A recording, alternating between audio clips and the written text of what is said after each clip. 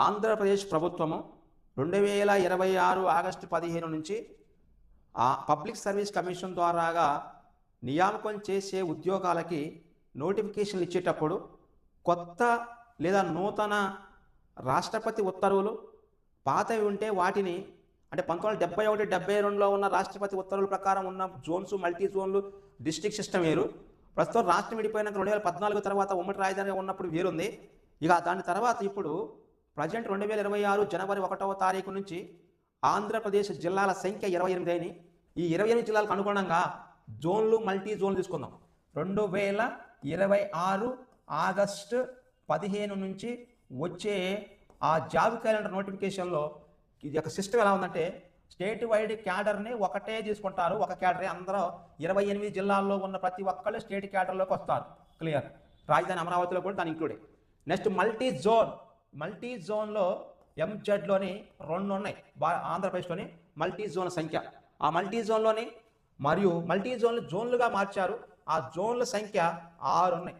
అంటే 6 జోన్లు మల్టీ జోన్లు ఏమో 2 స్టేట్ వైడ్ క్యాడర్ 28 జిల్లాల్లో పనిచేయడానికి ఒక క్యాడర్ తీసుకున్నారు.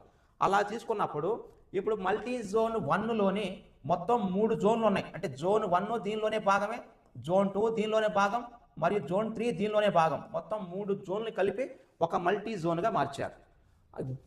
జోన్ 1లోని శ్రీకాకుళం, విజయనగరం, పార్వతీపురం, మన్యం, విశాఖపట్నం, అనకాపల్లిని మొత్తం 5 జిల్లాలని జోన్ 1లో చేర్చారు. గ్రూప్ 2, గ్రూప్ 3, గ్రూప్ 1 లాంటి క్యాడర్లో కొన్ని జోన్లు మల్టీ జోన్స్ ఉంటాయి. నెక్స్ట్ తర్వాత మల్టీ జోన్ 1లో జోన్ 2 అల్లూరి సీతారామరాజు ఇక్కడే కొత్తగా వచ్చేది పోలవరం అనే కొత్తగా నూతనంగా 2026 జనవరి 1వ తారీఖు నుంచి అమల్లోకి వచ్చినటువంటి నూతన జిల్లా Polavaram. Next east Godavari, Kakinada, Konaseema, doctor B R Ambedkar గారి జిల్లా.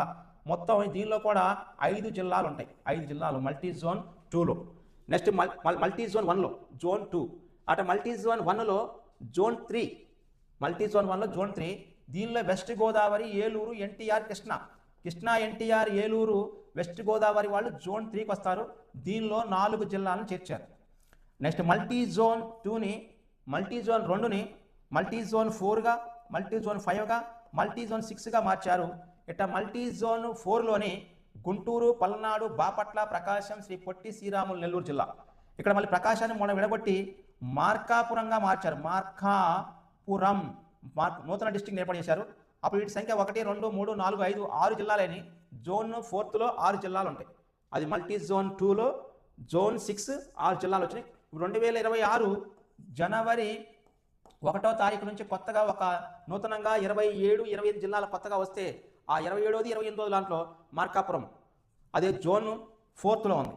నెక్స్ట్ జోన్ 5 అంటే మల్టీ జోన్ 2ని మళ్ళీ విడగొట్టినప్పుడు జోన్ 5 తీసుకుంటే తిరుపతి, చిత్తూరు, అన్నమయ్య మరియు వైఎస్ఆర్ కడప ఇవి 4 డిస్ట్రిక్ట్లను కలిపి జోన్ 4గా మార్చారు. నెక్స్ట్ జోన్ 6 అది నంద్యాల మరియు అనంతపురం, కర్నూలు, శ్రీ సత్యసాయి. దీనిలో మొత్తం 4 జిల్లాలు. ఇలా మొత్తం జిల్లాల సంఖ్య 5, 5, 10, 10, 4, 14, 14, 6, 20, 24, 24, 24, 4, 28. మొత్తం 28 డిస్ట్రిక్టుల్ని మొత్తం ఆ జోన్ల సంఖ్య 6గా చేసుకున్నారు.